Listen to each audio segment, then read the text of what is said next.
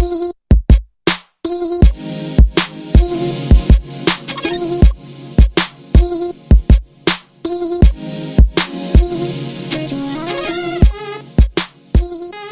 good day, and welcome to another episode of the ArenaCraft podcast, a show dedicated exclusively to Magic the Gathering Arena, now on macOS as well as PC. My name is Ugin, I'm one of your hosts. The other host is the one, the only, the inimitable Covert Go Blue. How are you doing today, my friend? What's up to the gamers? This week, we have some pretty exciting stuff to talk about with basically our first blush of the new standard format, I guess the new arena formats that M21 has introduced. So that's what we're going to be focusing on today. First of all, I just wanted to do a quick post-mortem from our early access event that we did. Exhibit A, if you want to see some fun games of Magic, including probably the most epic match CGB and I have yet played against each other. We're going to include a link to the show notes to CGB's one of his latest videos, which features the whole thing. I have to say, I had a blast playing that event. So all right, so we'll build up to it a little bit. But how did the event go for you, CGB? It went really good. I'm going to probably remember the amazing community feel, and the interaction with Twitch chat is much or more than a lot of the decks that I played. Nice. To be honest, it felt like I was either playing a deck that already existed with a couple of new cards and nothing super fresh, or I was in an epic grudge match with you. So it was kind of the two modes that I was in. But the Twitch chat was amazing. I've never had so many viewers. Had over 2,000 viewers. Wow. Point, which is insane for me. That's fantastic. I was averaging like 150 viewers a few months ago, so it's crazy. And we raised $1,510 for charity. Wow. For the Women's Resource Center in Grand Traverse County, for those wondering. So that's so cool. It was a great show. And that's what I remember the most. That and Ugin. There was a lot of Ugin going on. There was a lot of that big U energy for sure. Yeah, I mean, yeah, pretty unavoidable. I have to say, any card that might single-handedly bring Tron back to Arena, I'm excited about. I wouldn't play Tron in Modern because, you know, F that S, but I think in Standard, the knobs are tweaked just right, and we can all have fun playing the big U. Okay. I'm just like, you know, Tron is the lands, right? They call it Urzatron when you get three of them together. You assemble Tron. We don't need to worry about all of this. Okay. We have Llanowar Visionary, my friend. We have Palladium Mir. I feel like Zoomer magicians think that Tron actually involves like the planeswalkers in that deck, and it's the lands, not the other cards. But whatever. Yeah, exactly. But you know, Tron. I mean, basically these days, Tron is just shorthand these days for I assembled the thing, right? You know, I got the you know, so Tron in Standard these days is I assembled Cultivate into Nissa into Ugin. That's your holy trifecta right there. Sure. Okay. So you know what's funny about that? So I was running a Nissa Tron deck with a double Ugin package in it during the early access event, and the main takeaway that I got from that was there's a really powerful planeswalker in Standard, and its name is Nissa. So I was looking at my board states, and like every game that I won with that deck, it wasn't either of my Ugins winning, it was just purely Nissa. So she's... Yeah. Tell me more about this card, because I haven't heard of it, haven't seen it. Seems like it's a very tame, normal Magic card for the most part. They spoiled it for M21, and it's this 5-mana green planeswalker that no one's played with before, and it really has a profound effect on the game.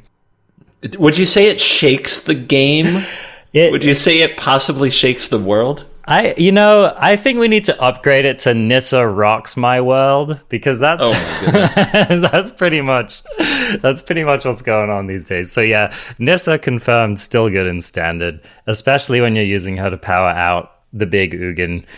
Ugin is just fantastic. One thing that we all have to remember with Ugin is that Ugin does exile colored cards, and it does not exile colorless cards. So when you have 2 or 3 Nissa lands out and you hit that minus clause on the Ugin, you get to keep all of your lands, and your opponent probably loses all of their permanents. So, there are just some nice things going on there. Definitely don't... I also watched this happen a bit where, I would have like a number of colorless permanents on the battlefield, like my Palladium Mirror or something like that, and my opponent would hit that Ugin expecting to wipe my board, and it wasn't a good look. So yeah, don't make that mistake. The things that we learn in the current standard, but that was one of the fun decks that I got to play on that day. Definitely, I tried some of the life gainy stuff, and it was fun. I wasn't able to make Griffin Airy look much better than a meme, but I certainly tried and had some fun with that card.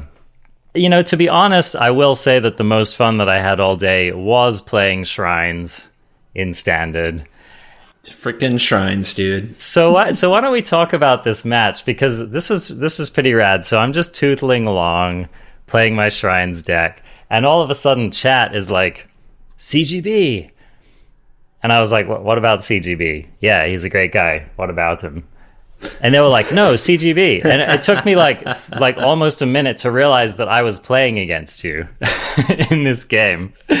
Yeah, random queue up. Yeah, not it's even just intentional. Which I love how you playing the same deck, you managed to get queued against both Croakies and myself, which I thought was, is the ultimate trifecta of skilled Magic players, shall we say. Yeah. Yeah, I mean, to all credit to yourself, it's like the skilled Magic player and Croakies, right? I'm really holding up the average there for sure. So we start off into this game, and I quickly realize that you're playing a deck built around abusing 2 of the cards that we kind of discussed might play well together, which was Nyambi and Barin. So, do you want to tell us a little bit about this ultra annoying deck that you put together? Thanks for that. Yeah, annoying is a good way to put it.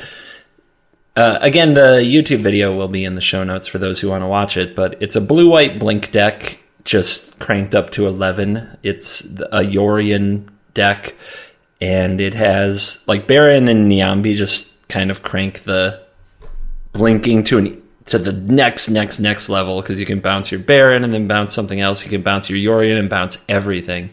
And this deck was just, against you, I was just digging for Elspeth Conquers Death and trying to keep them on the field. I mean, maybe I'm burying the lead. You want to talk about what happened. But it is just blue-white Yorion control with more bounce effects than ever before. So the opponent can't possibly keep something on the battlefield at all. Well, and that ended up being my deep frustration in that match, was that I was like, there's only one card, or aka there's only 4 cards in CGB's deck that are good against my deck that I'm at all worried about, and they are all named Elspeth Conquers Death. I managed to get 2 of them taken care of. I think one of them expired naturally. I managed to kill another one with Knight of Autumn, and I think I could have actually clenched that match if it weren't for those meddling 2 final ECDs that you managed to, like a true Yorion god gamer, just get off the top half of your deck with your full 80 cards there. So I was really impressed, CGB, with the quality of your play in being able to top deck all 4 of your ECDs in that match. Excuse me, top deck is too strong of a term. I scried countless amounts of cards to the bottom with my Omen of the Sea again and again. And for you who want the visual of this match, picture that the last 2 Elspeth Conquers Deaths are in play with a Yorion and a Nyambi. So I am blinking the Nyambi I'm blinking the Nyambi and the 2 Elspeth Conquers Deaths with the Yorion.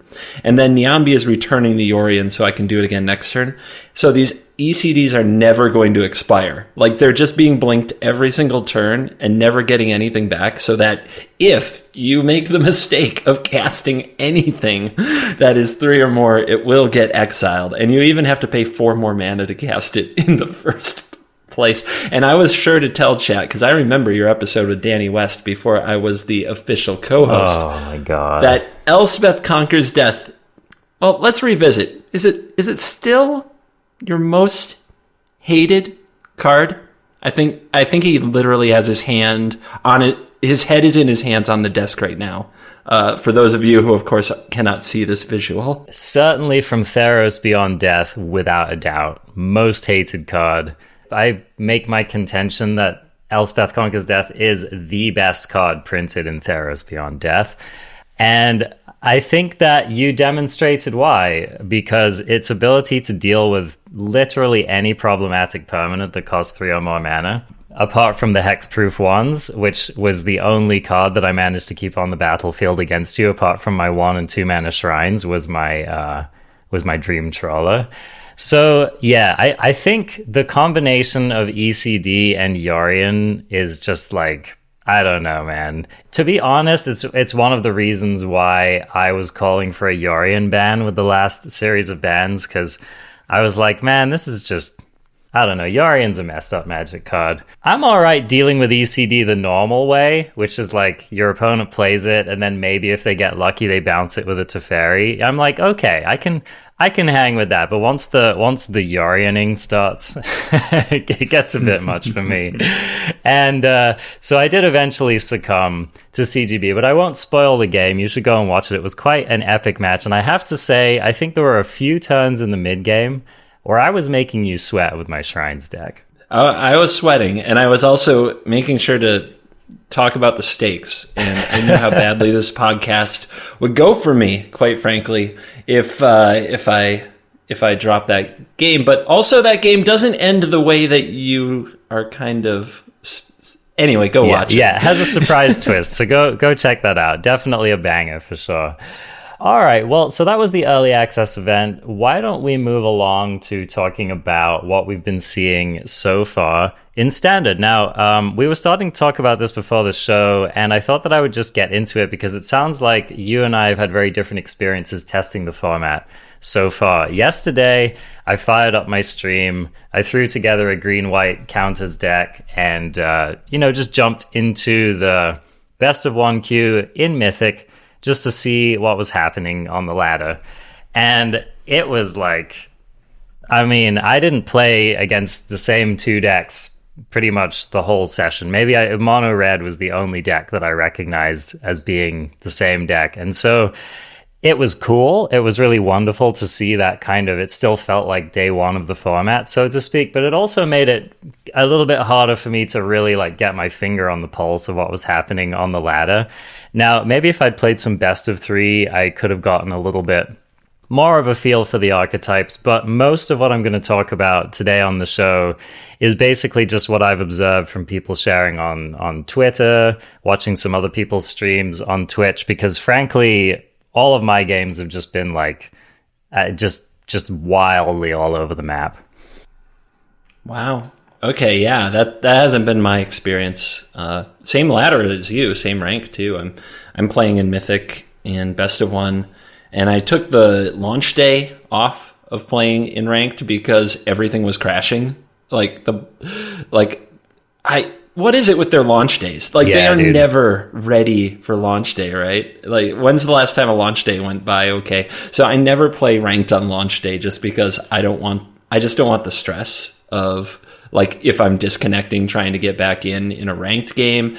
It feels like something, even though I know that's mostly in my head. Like, it's like, we're already Mythic. What are we doing here, right? But that's part of the game, That's part of the game, is you want your rank to actually be a reflection of what you can do when you're trying, not what you can do when you're trying and there's technical difficulties. So I take that day off and I did the play queue. And the play queue... I believe Shrines, Mill, and Ugin. Like endless Shrines and Mill and Ugin, and not a lot of stuff I kind of expected, like the Dimir Peer into the Abyss Teferi's Tutelage deck. There's like Turbo Mill Wilderness Reclamation Teferi's Tutelage decks. There's a million ways to cast Ugin. Like, as soon as you're like, the opponent goes turn 1 Grazer, turn 2 Cultivate, turn 3 Cultivate, and you're like, yeah, I can leave now. You know what's coming. I don't have to. It's okay. You know what's coming. So, it's either they play their final card and it's a land and they promptly die, or they play their final card, it's an Ugin and you promptly die. That's pretty much how it goes. Yeah. But Shrines, dude. Shrines. Like why do I have to have like 8 to 12 enchantment hate cards in every deck now? That's so to gas. even play it. To even play it in the play queue, dude. It's actually kind of amazing. You can't just mid-range in the play queue. Come on now. The shrines will get you. You know, I played shrines in a little bit in the ladder, and you know, my win rate wasn't great, but I definitely clinched some games. Like, you know, some people playing some real sweaty decks, I was able to clinch them with the shrines. So, you know, it's kind of a joke, but it's kind of not a joke. And I think if your opponent's playing shrines and you don't take it seriously, it's gonna get you. Yeah, I'm going to come back on shrines in just a second, but I'm just going to like my play queue, like my ranked story when I launched into ranked again was very much it. Like every match was Ugin. Like every single match was Simic, Bant, Teamer, Sultai, like all flavors. Everything was flavors. Ugin. And yeah, like you have a Bant list on the screen that we're going to talk about. Yeah. And there's just a number of cards I wouldn't even run right now because of Ugin. Mm-hmm. And I would not like this is. I know that Yorion is pretty nice, but that deck needs to answer Ugin because Ugin is just like, oh, that's cute. You have all these enchantments. Goodbye. Yeah. All of it. Yeah, all of it gone. So the nasty thing about Ugin too is anything that you can play in that Yorion deck, Ugin can sweep, right? It's like double Dream Trawler, Ugin doesn't give a crap, man. Like Ugin sweeps them all away and lives, right? So right, yeah. So Ugin is an interesting. If we're getting into the format, big picture wise, I feel like this is one of the most.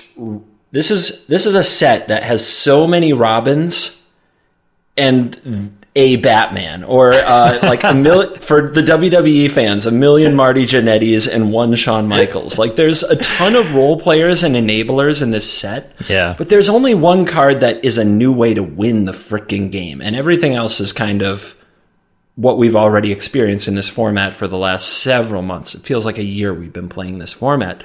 But Ugin is the new thing. Ugin is I guess I can't actually expect to develop a board with a ton of enchantments and have that work out. I can't expect Dream Trawler to carry me. Like, Ugin is the new granddaddy of the format, and all the other cards are in the supporting cast role of they help other decks, but they don't win the game. They don't get to be the star. So that's the way I've seen it so far. Like you're saying that you had a very varied experience on ladder. All I've had on ladder today and yesterday was Ugin. That's it. And that could just be like the low mythic versus high mythic disparity there. I also would imagine that if you jump into the best of 3 queue, you're going to see just a metric ton of Ugin happening there as well. Yeah, Bant, like watching my favorite streamers, Crokies especially, it's so much Bant and it's so much Teamer Wreck that because Teamer Wreck interacts with Ugin. Interacting with an Ugin on the stack is the new hotness. You know, Negate is a real Magic card again all of a sudden. So that's like what it is right now in those at least in ranked ladder. It seems like it. Yeah. Well, and you know. Hot take as well and hot news, like Shark Typhoon is as good against Ugin as it was against Teferi as well, you know? I mean, that's one of those few cards that can kind of at least get you back to parity against your opponent's Ugin. So as long as you don't hardcast it. There's never been a worse time to hardcast your Shark Typhoon, I tell you what. It is a shame, isn't it, how like we look at this new set. And I think Wizards' byline is often like, look, we know that you want us to fix the format, but we're going to release this new set that's ostensibly going to just fix that for you. And it turns out that the cards that they printed have just replaced the previous top end in the existing decks. So it's kind of like they haven't really so much shaken up the format as they've just given existing decks new tools to basically do the same thing that they were doing before. And that is a weird thing that I don't feel like has been as common in Magic. I've been thinking about this a lot today. I want to make a list of like what Wizards wants because it seems like they're printing a card. They're printing cards in every set now that support specific archetypes as opposed to having a set that really supports an archetype and then they chill for a while. When you think about Ugin and Kroxa are two great ways to look at this. It's like they obviously printed 2 cards in this set that otherwise has nothing to do with ramp and sacrifice. They printed 2 cards that just are good for those decks. Do you mean Uro and Kroxa? Uro. What did I say? Ugin. My bad. But they're very close. My bad. They're very so close. Uro, yeah. So in Theros, a set that's mostly about enchantments and gods, they just randomly have these 2 titans that go right into existingly good decks. Yeah. And then Ikoria, it's like Lurrus is like this companion that's perfect for these sacrifice decks. And Obosh, like they got 2 companions. It's nuts. And now we look in M21, and what do we have here? We have another huge payoff for ramp in Ugin, but on top of that, we have Cultivate. On top of that, we have Solemn Simulacrum. We Elvish Llanowar Visionary. Yeah. Like, it's so obvious that they want ramp to be a thing because there's something great for it in set after set after set, and Sacrifice is the same. Village Rites, set, that's the new one. Mm-hmm. Set after set after set, there's something for Sacrifice. And then set after set after set, there's another mopey life gain card that you guys get excited about that will never actually work. And, what Wizards wants, it feels like it keeps things the same. Yeah. You know what I mean? I do. And it's kind of like, what was the last truly excellent aggro card that we got in Standard? It was probably Embercleave, right? Like, the kind of card that would really motivate a person to play aggro. I mean, I guess you could argue that Obosh was kind of an aggro, push for Ikoria before they nerfed the companions. But it does feel like they've been kind of they just haven't really been giving aggros like the tools to really push through and be like a tier 1 archetype in the meta, unless we've missed something from M21. But Basri certainly doesn't seem to be getting there in this set. I haven't seen any like Subira decks. You know what I mean? It's just like whatever tools they're giving us don't really seem to be quite getting us there. Yeah, I have been clowned a bit though by the Cavalcade make 1,000,000 things. The 1/3 that gains double strike. Yeah, that thing. Yeah, that thing's trouble. Oof. That thing's and trouble. And Chandra's Incinerator. Like, that deck's been clowning me a bit. But that deck's definitely the new, like, you gotta have the removal, or you gotta have the something, or you're just definitely dying to it. Yeah, that deck doesn't play Embercleave. I mean, is Embercleave just bad for aggro in a format with Teferi, a ton of Ether Gusts, and like Uro? It just seems like it's not enough. So let's start talking about some of these archetypes, because I think so we're talking about aggro and Embercleave. So why don't we talk about one of the decks that I put on the list here, affectionately named Pawblade. Throw back to Caw-Blade. So Caw-Blade was birds and swords. Pawblade is dogs and swords. And this was a deck which Felix Slew definitely popularized and perhaps brewed. X-File? Is that... Yeah, he goes by X-File on MTGO. Oh, okay. There you go. Yep. So, very, very skilled player and accomplished deck builder.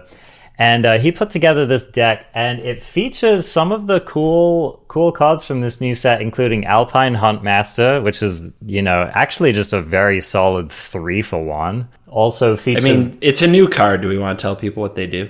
Yeah, sure. Yeah, so Alpine Huntmaster, it costs a red and a white, and it is a 2/2. And when it enters the battlefield, you can search your library for 2 distinct cards. Yeah, it's Alpine Watchdog and or Igneous? Cur? Yes, that's right. Yeah, a puppy and a kitty. It searches for a bad limited card and or another bad limited card. They're both dogs, though. You should know. Oh, okay. Oh, they are both dogs. I guess it's a Houndmaster. Yep. So, so the Watchdog is a 2/2 Vigilance, and the Cur is a 1/2 for 2 red card, and it pumps +2/+0 for, I think it's 1 and a red. So, yeah, these are definitely like draft chaff commons, but it turns out that being able to spend 2 mana to pull 2 of them from your deck is a potentially standard playable level of card advantage going on there. And so this deck's definitely leveraging that particular interaction. And then it's a Winota deck, basically. It's not hard on the Winota, only running 2 copies. Some lists run 3 copies. But then you have kind of like you have your Legion Warboss, you have some Tajiks in the deck, and it does run Embercleaves as a top end. So this is kind of like emerging as the week 1 premier aggro archetype in the format. Premier. Oh my gosh, you are good with the hype terms. I want to throw in really quickly, the Houndmaster had a little more text. It gets plus X plus O for each creature that attacks when it attacks. Yeah. Which is really good with Embercleave. Now, go on. I'm sorry to cut you off. No. That's a good clarification. So that it kind of plays the role of Annex in this deck. Admittedly, from a different vector, but it's kind of doing the same thing. This deck is one of the decks I've been seeing on the ladder which most leverages the power of, like quite a number of new cards. If you look down the list, it's running the Selfless Savior, the Bestest Doggo. One of the things I was surprised by is that this deck is not running the Dog Lord, and I wonder at that. Maybe it's just that there wasn't room for it. Maybe, we needed too many, like maybe we needed a critical mass of humans, we need the 4 Embercleaves. It's running Bone Crusher Giant, and I have to imagine that that's a concession to just having removal, right? Because I feel like if you didn't need the removal, you would much rather run the Hound Lord, right? That would be kind of my take on it. You only got 8 pups, dude. Like, but I mean, it's not a tribal deck. But you search them up pretty consistently. You know what I mean? Yeah, but I mean that's part of it. Is like, do you even want to cast them if you have better things to do? It's kind of like the cur and the watchdog that you get from the Houndmaster. They're the backup. They're the pips. All right, they're in the background, like the creatures like Warboss, Winota, Embercleave. That's Gladys Knight. Okay, that's the main part of the show. Everybody else is the puppos are nice to have. They're good backup if you get swept, but they're the pips. Let's be real. They're not the stars. But I mean, if you can buff them, Oh my gosh! Well, like a buff pip is still a pip.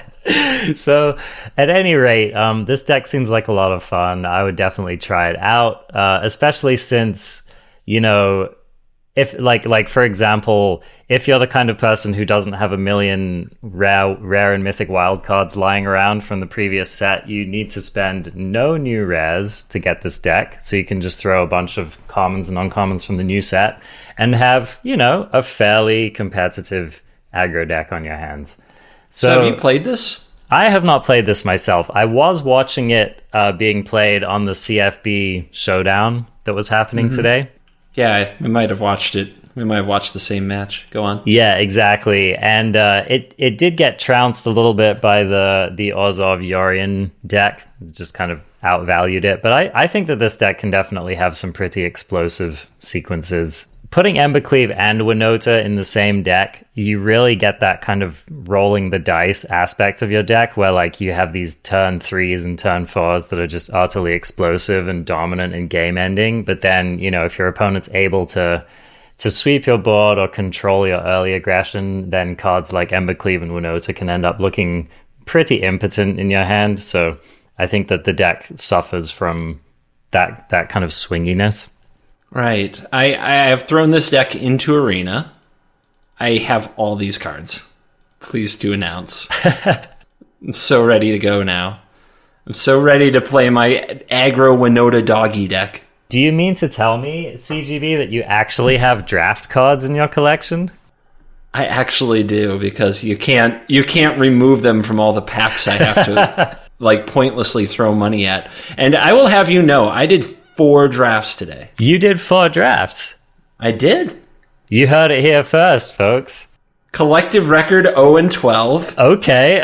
By resigning every single one of them without playing a game, buddy. Okay. Taste it. You just, you always leave me hanging there, CGB. Dude, I go for the high five. I broke the draft format. It's called top left. You will always get a rare, mythic, uncommon, whatever the best thing you can get for your Vault progress. Top left. CGB, you're the reason why people like me can't have fun drafting. Because I'm like halfway through pack 2 and I'm like, what in the actual heck is going on with this draft? Like, here I am trying to like put together some synergistic sacrifice deck or whatever. And meanwhile, there's, you know, this like YOLO Yobo sitting to my left who's just like happily clicking in the upper left corner. Top left. It's broken. You'll never regret it. Yep. I got 11 rares and mythics from one draft. I was so happy. Yeah, that's pretty good value, right?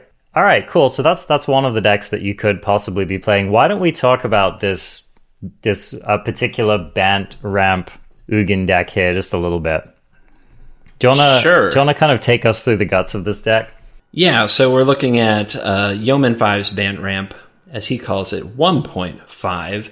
This is Hydreigon Krasis, 2 of those, 2 Brazen Borrower, 3 Uros, 4 Teferi Time Raveler, 3 Teferi Master of Time, 3 Nissas, 2 Ugin the Spirit Dragon, 4 ECD, 2 Dovin's Veto, 4 Spiral, 3 Shatter the Sky, and 28 lands of various bantiness. And in the sideboard, we have a lot of cheap interaction cards to go with 1 Scavenging Ooze and 2 Jorael, the Moanvuli Recluse. So first thing looking at it, I've been watching Crokies play a ridiculous amount of Bant. And one thing that's become obvious, and you're not going to like it, Elspeth Conquers Death is more important than it's ever been. Oh, I mean... Oh my gosh.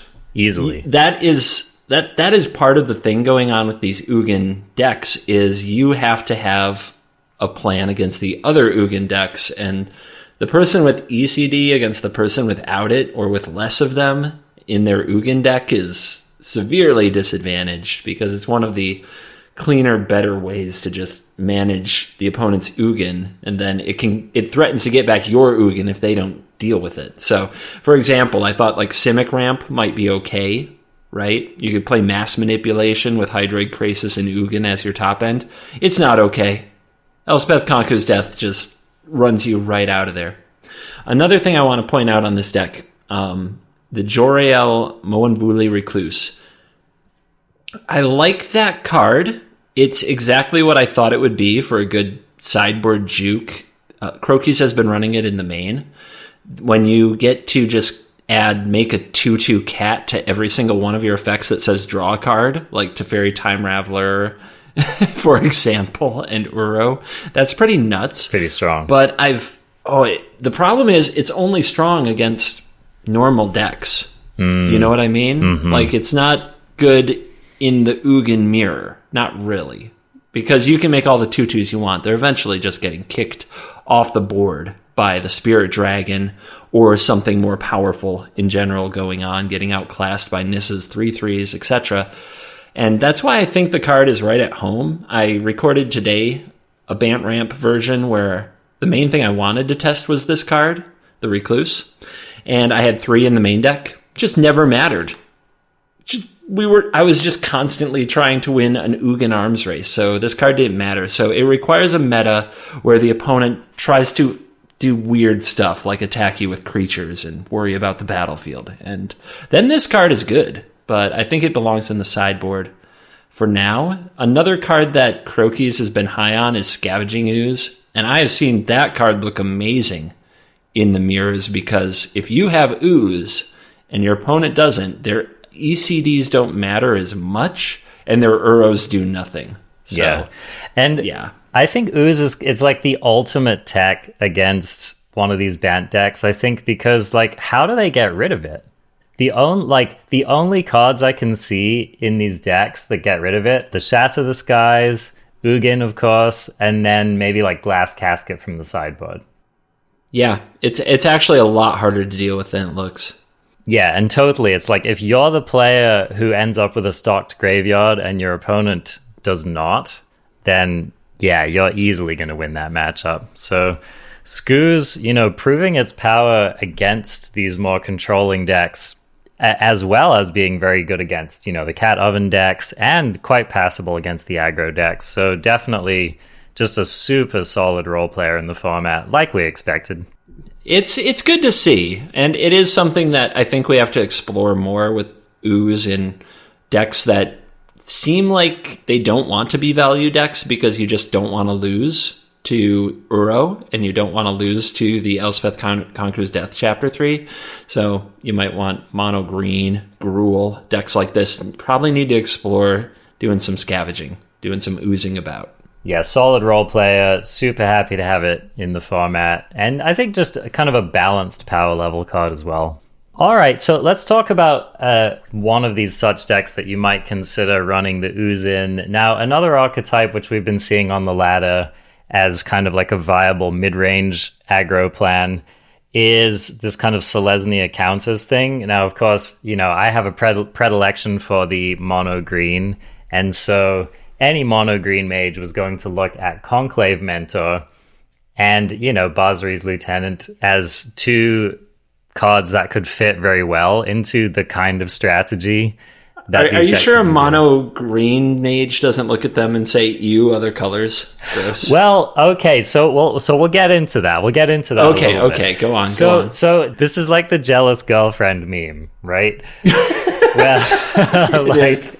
Okay. The mono green mage is walking down the street and looking over his shoulder at these, white cards walking by. They got nice booties, I gotta say. They have some nice booties, and they certainly help to make those booties ever bigger as the match goes on. Okay, so day one of the format, I saw people posting these decks that they just hurt my heart, CGB. It hurt my heart to see people posting these decks. They were running like your normal mono green aggro list with let's run down the list with Barkhide Troll, with Yorvo, with Vivian Arkbow Ranger, all of these cards in the main. Let me tell you, friends, if you are going to play a green aggro deck with all three of those cards in it, you cannot have any other colors in your deck. Forget it. Just take that deck, drag it into the trash, try again. Not going to work. But Arjuna, they have counters, and Conclave Mentor have counters, Arjuna. This is something that I learned playing my mono green deck, is that Barkhide Troll is really good on turn 2 and really mediocre on turn 4.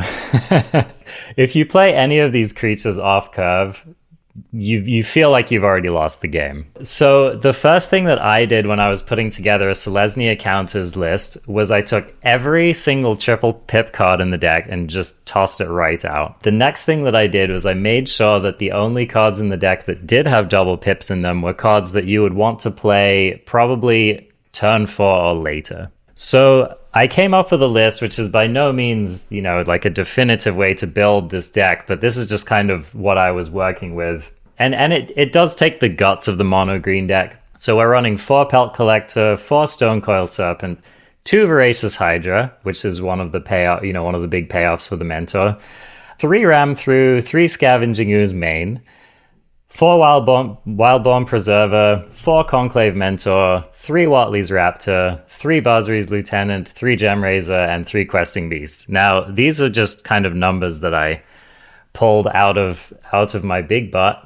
This is by no means the definitive way to build the list, but this was just kind of my first draft of seeing what a green-white counters deck might look like in Standard. And my initial report is that this archetype looks quite strong, and it has the potential to sit in a similar spot that the mono green aggro deck has been doing in Standard. And, that deck's still putting up results. Like, speaking of the CFB showcase, I was just watching Rint have a fairly good run in the showcase using his mono green list. So I think people are still going to be thinking about this stuff. I can tell you that playing a Pelt Collector into a turn 2 Conclave Mentor feels pretty good. Into like a 4/4 Stonecoil Serpent on turn 3, that also feels really good. And Basri's Lieutenant really does deliver on the promise of giving your deck staying power.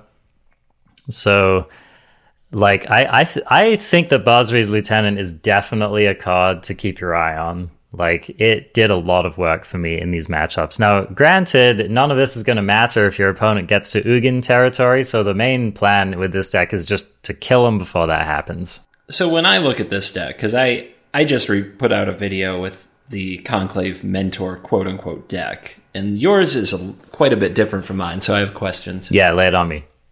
My deck is just trying to maximize the +1/+1 counters. Like if I can get 1 counter, I want 2. If I can get 2, I want 4. So I'm going to ask about a few cards. Did you try out Wildwood Scourge, the Hydra that like gets a counter whenever a counter goes on something else? The same Scourge that you poo-pooed in our set review, that one? Of course. Did you try it? No, I'm curious if you tried it because it's not being used here. Why zig if you could zag, right? No, I have not tried that card out yet. Okay. My experience was that you end up playing it as a 1/1 way too often. Yeah. And then you're like hoping it gets bigger later, but a 1/1 doesn't live very long these days.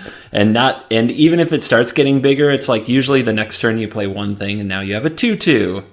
And then on a good curve, maybe you have a Loxodon the next turn, and then you have an 8/8. But it just doesn't make it that far. And Loxodon's the other card I'm asking about, but this version doesn't have the 1-drops, does it? It just Loxodon's so slow. So here's the thing. I actually did build a version of the deck using Loxodon, and I was going for a much more tokens version.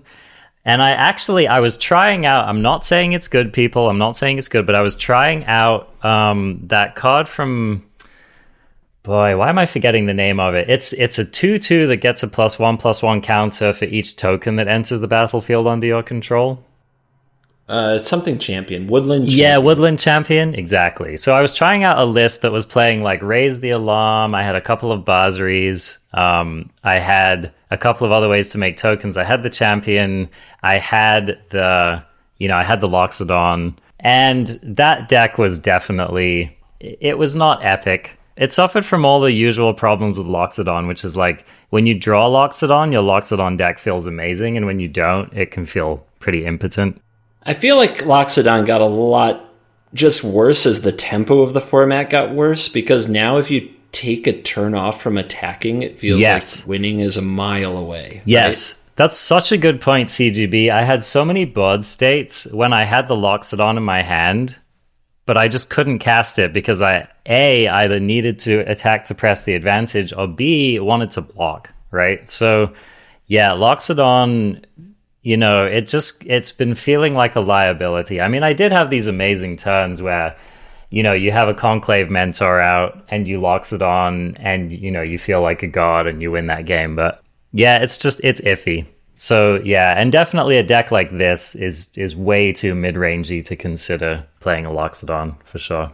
Yeah, you say it's mid-rangey, so this feels more like a monsters deck. Like it really is playing this position game.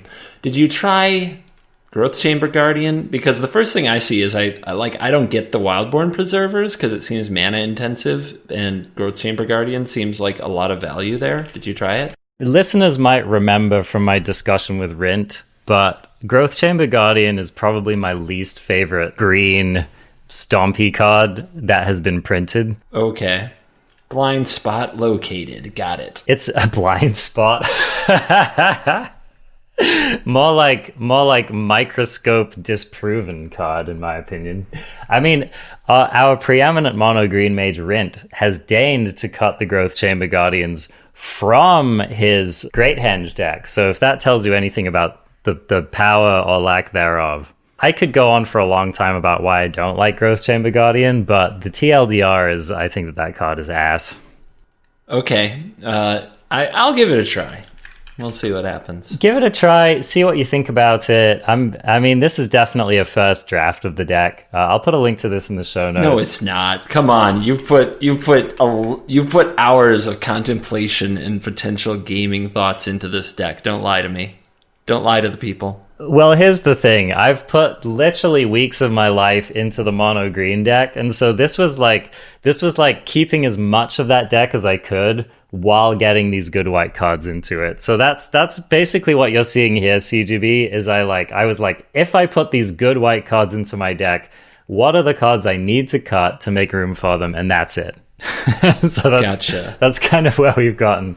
But I would love to hear your take on it. There are many ways to build this deck. I'm sure that the best one's going to emerge in the near future, because it's, who knows whether it'll be like tier 1 viable, but it is definitely an archetype that is worth figuring out the best version of. My experience so far, and I did play around with a lot of different cards for it, was not good. Like I had a pretty bad time trying to make this deck work. So I'm willing to try more stuff. I definitely didn't run something quite as close to Green Stompy as this, so worth a shot. This is one of my big questions, is this going to end up being better than Green Stompy? And my initial testing is I'm not sure. I think the Stompy deck is better. It might be. I think Garrick is good. And I think Primal Might is good. Yeah, it definitely might be. And so that's kind of one of the hypotheses that I'm going to test. I mean, losing Vivian is just such a big blow. And, there are other cards like, Yorvo is fantastic. Barkhide Troll is fantastic, right? So the payoff really needs to be there. And I'm not sure that it is, but it's definitely been fun messing around with it. Cool. All right. I wanted to come back to, just because we didn't fully focus on, a lot of these Simic X decks have been running the new Teferi, Master of Time. And I wanted to just discuss that card with you briefly and kind of get your take on what it's doing in the format. I have not played against it all that much. It has definitely looked fine in the games I've played against it, and it's definitely ended up being threatening in certain spots. But do you think that it's really pulling its weight in these decks? I feel like Teferi Master of Time is definitely a Robin, not a Batman. But it's a really good Robin. Like if Uro is definitely a Batman, and Teferi is just feeding Uro and helping you get through your decks.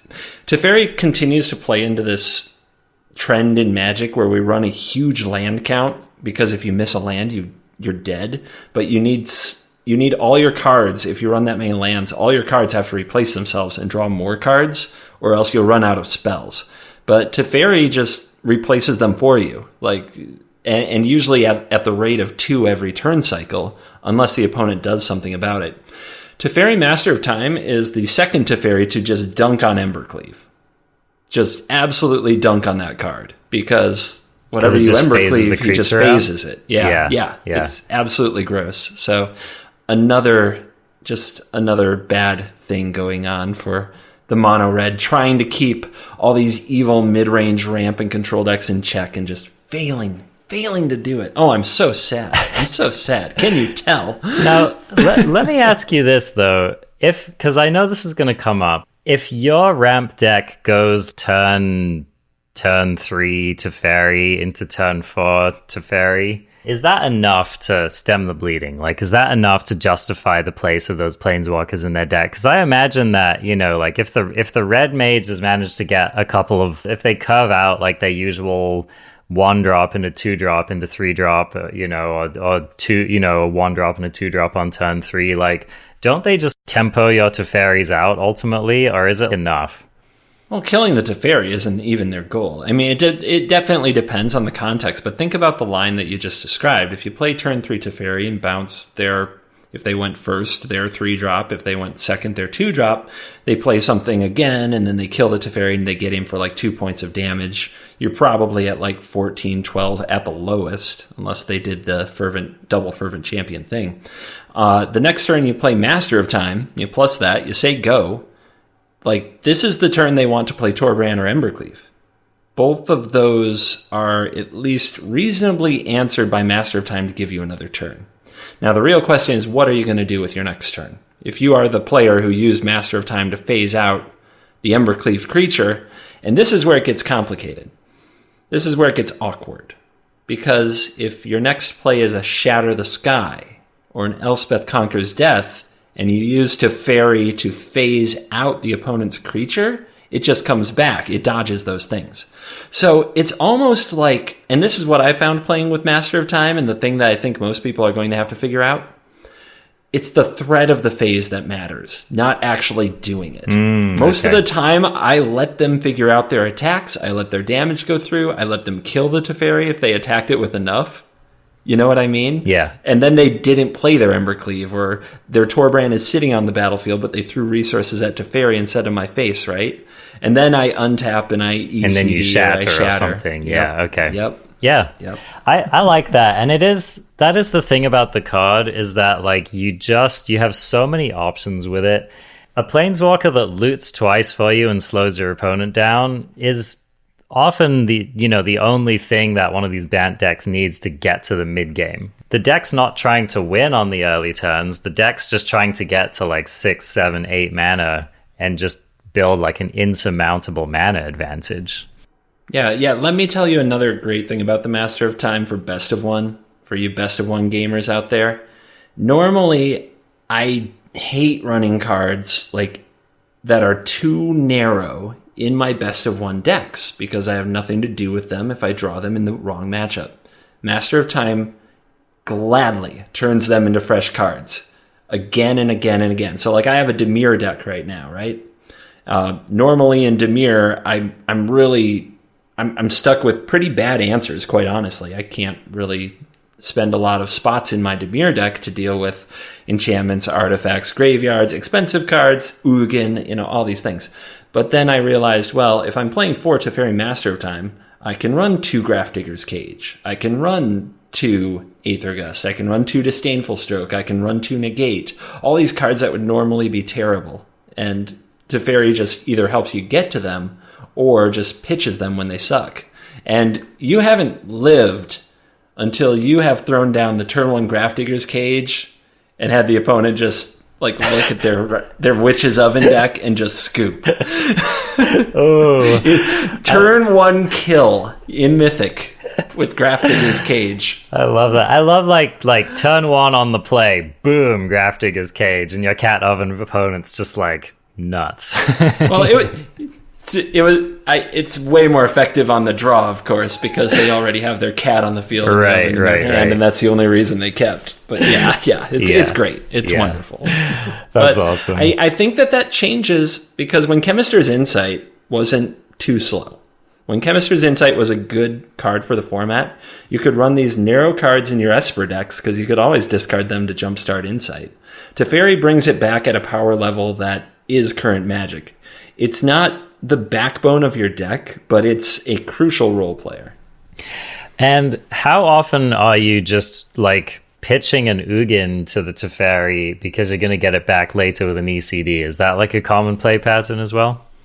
It hasn't happened to me yet, but it sounds delightful. I like getting an Ugin for free instead of paying 7 mana for it, 8 mana for it. So yeah, I mean, that sounds great, but it hasn't happened to me yet. That's one of the benefits of running a card like Teferi in a deck like this, is that ramp is great in the early game, which is when you want to play it. Ramp is not so good in the late game. You have these awkward hands where, let's say you keep a hand which is 5 excellent cards that you want to play in the early game, but then it's got 2 Ugins in it or something, and you have these kind of awkward hands. And so I feel like Teferi Master of Time helps you to balance your enablers and your payoffs and just sculpt your hand and ditch whichever side of the equation you're getting too much of that you don't need.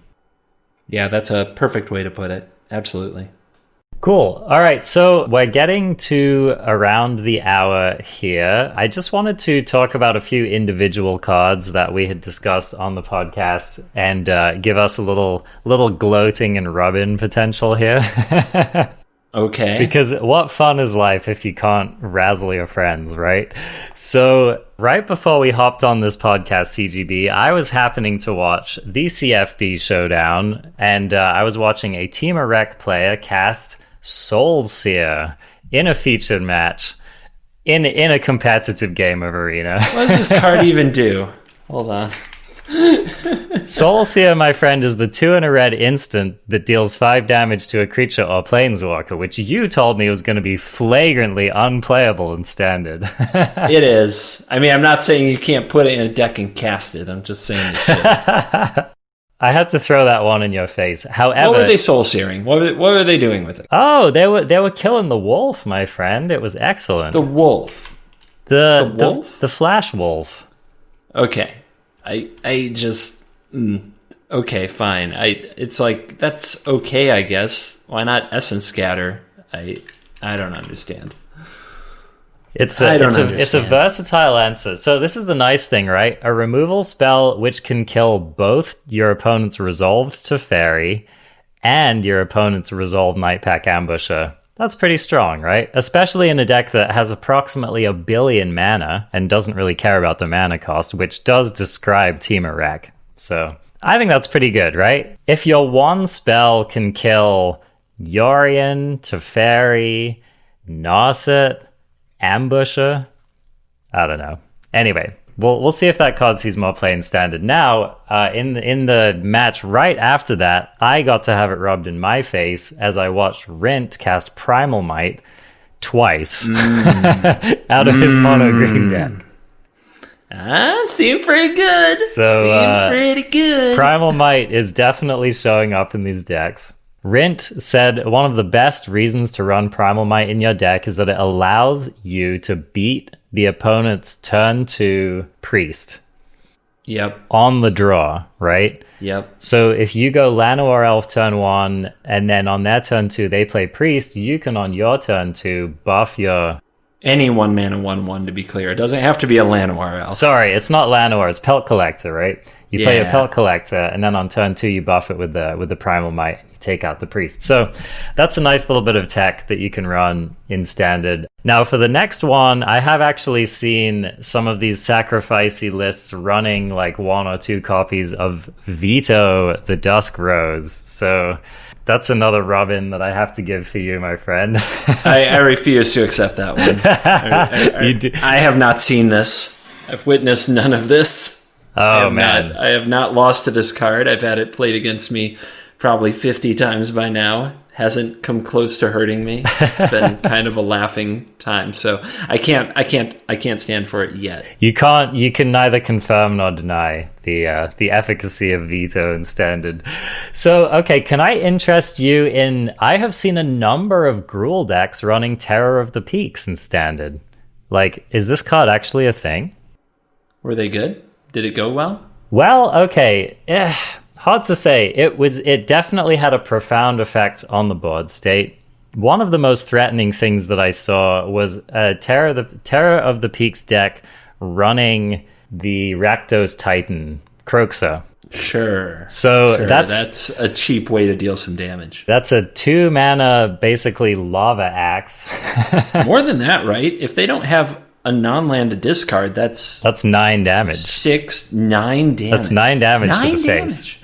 So, and if you're at the game state where you had enough mana to resolve your Terror of the Peaks, you could realistically do something like cast Kroxa from your hand for 2 mana, get your 9 damage, and then bring it back from the graveyard in the same turn for a potential 9 more damage. So that's pretty disgusting. Oh, please, there are children at home. I know. So anyway, yeah, do we know whether it's good? I don't know. But I watched, I watched Andrea Mangucci, for example, reach Mythic on his stream playing a Gruul deck in Standard, which ran multiple copies of Terror of the Peaks. So I don't know. Maybe this card is a bit better than we drew it up to be. I haven't been able to make a deck that plays mid-range to later game Gruul good. I've been trying to get the Rada, the Courser of Kruphix effect, red-green card to do something. I've been trying to do stuff with Terror of the Peaks. I've been outclassed by Ugin again and again to the tilting point on those.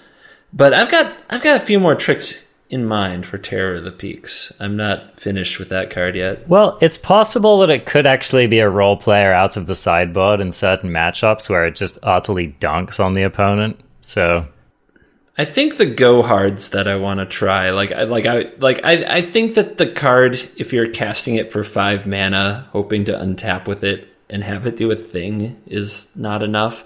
I want to cheat with this card, and what I mean is, let me throw some ideas. Command the Dreadhorde. Ooh, there you go. Genesis Ultimatum. Mutate. Auspicious Starix into this and 3 other creatures. Okay, now you're talking. Gruul Mutate. So, gets my juices going. That's where That's what I want to explore first, because I honestly think if you're like 5 mana, Terror of the Peaks, go, hope something good happens to you in your life, I think you'll be disappointed. How about some kind of Yorianing nonsense? That is interesting. If you have a Yorian, and if you have... So you need to set like a Yorian Prince loop so that you loop it so that you have some creatures entering the battlefield the following turn, and then you play Terror. Yeah, exactly. Maybe not. I mean, these Yorian decks probably have better things to be doing, but... Yeah, it sounds like you're already winning too much. I've done this. I've lived this life. It just sounds like I'd rather play about 9 more turns of getting ahead with 1/1s from my Omen than just ending the game, to be honest. But I kind of like the direction you're heading in here, and it does. And I think that, to be fair to us, we did say that Terror of the Peaks would have to go in like some deck that was specifically focused on breaking it and not just resolving it as like a vanilla kind of 5 mana big play. So I think that hits the right notes. I also did see it in a Rhythm of the Wild deck, and substantially better in a deck like that too. Oh, finally, I wanted to mention that Discontinuity has just slotted right into everyone's favorite historic deck, which has become basically copies 5 through 8 of Nexus of Fate in that deck, and I just think that that's pretty cool as well. It's cool? Is that the word you use? You know, if they banned Nexus and kept Continuity, I don't know. I wonder, like, Historic might be a more interesting format. Well, best of 3 Historic. Like, I don't have these problems. You don't see such things in your Arena experience. It's the careful curation of the experience going on there. Cool. All right. Well, I think that's going to do it for the show today. I'm really looking forward to next week's show, and we'll hopefully get to report a lot more about how the format is shaping up, solidifying, and maybe, reinforcing or debunking some of the theories that we've been throwing around today. I'm going to say that my flash forward prediction is that Ugin's still going to be top of the format next week, and, that the rest is just kind of the details. But I'm really curious if by next week's show, we will have thrown some cold water on the Ugin format in the form of a few counter spells and things of that nature, or if we are all still thinking that an 8-drop is just fine. So I'm curious, honestly. I want to see if we're all going to ride this wave, or if some people are going to start playing flash decks and rise up and defeat it. Well, and I have to say, it's looking like they've been giving a little bit of leverage to these blue-red Spellsy decks, and who knows, once Teferi rotates out of the format, Ugin might have a much harder time coming down, so... Blue-red Spellsy decks. You haven't had a taste at CGB moment with your Stormwing entity yet, have you? Well, not yet, although I've seen plenty of people. He's licking his chops. He's looking. He's digging on the internet. He's on the 3rd page of Google. Oh, you guys looking for this? I mean, no. On the first page of Twitter, I've seen multiple people registering these Stormwing entity decks for various tournaments. I don't know how they're doing, but this. I mean, I played a number of games with it in the streamer showcase, and I was quite satisfied with the card. So. I mean, hey, I'm not going to go to bat for it. I'm not going to die on the hill, but I haven't given up on the entity. That's for sure. He's given it just enough support so that he can rub it in my face when it works, and that's what's really important. That's what true friendship is. Hey, CGB, I laid out a lot of hills in our set review. All right, there's only so many of them I can die on. All right, understood. But what if you had 9 lives? Oh my gosh, I'm going to send us out on a story. Okay, all right. 9 freaking lives. So I'm building my blue-white control deck, which is going to be my very first deck. 8 Teferi, blue-white control. That's going to be the first deck I play of this format, because that's kind of what I'm known for, is way too much Teferi, way too much control. And I'm building a Fae of Wishes sideboard. I'm building this Fae of Wishes sideboard, and I've got like 14 out of 15 cards. I don't know what the last card should be, so it's like, okay, I'll just throw in 9 lives in there, just for the funsies. And I'm in like my second or third game of the Streamer Showcase event on Twitch with over 1,500 people watching. I think we did hit around 2,000 during this game. The first 2 games was like Ugin ramp, and I just slaughtered them. You know, counter your Ugin. Now you have nothing. No problem. Third game, cat/dog tribal. Cat/dog tribal. Curves out perfect. Has multiple copies of Rin and series so that when I Wrath, they just rebuild instantly. I'm digging through my deck. I've like Narsetted. I've like Teferi'd. I can't find another Shatter the Sky. They literally have me at 1 life, and I have a Fae of Wishes, and I'm like, I got one more trick. And I granted for 9 lives. I put that thing on the battlefield. I swear, this game was like 40 minutes of tense insanity with my 9 lives ticking up, battling these freaking cats and dogs, and me being the evil blue-white control mage trying to stem the attack of these mutts and these feline mobsters. But 9 lives, they couldn't get rid of it, and eventually all the doggos and kitties were dead. And it was just me and my 9 lives. Evil triumphs again. It's the greatest story ever told. You're welcome. The sweet, bitter flavor of the flavor win. You know, there's no win better than the flavor win, CGB. That's the ultimate satisfaction, which is what you will get every week if you continue to listen to this podcast. You can do so by searching for ArenaCraft Podcast wherever you look for your podcasts. We are on, Stitcher, we're on Spotify, we're on all of the major platforms. So go check us out there and give us a subscribe. You can also find the show on YouTube. Shout out to our YouTube listeners, of which there are many. You are all wonderful people. Thank you very much to, let's be real, a lot of those people are from CGB's community. So shout out to CGB's community. We love all of your comments. Keep them coming. Really wonderful. You've been making me and us focus a little bit more on the YouTube platform lately, so that's great. And Covert Go Blue, you can find his content on YouTube as well. You can also find his stream on Twitch, and he's definitely blowing up at the moment, and for good reason. One of the most entertaining Twitch streamers at the moment. Just does a knockout job every stream I've seen him on, so you can go check him out. He streams Monday through Thursday, 4 p.m. Eastern. Thank you guys for joining us, and I look forward to talking about the standard format again next week. Thank you. Goodbye.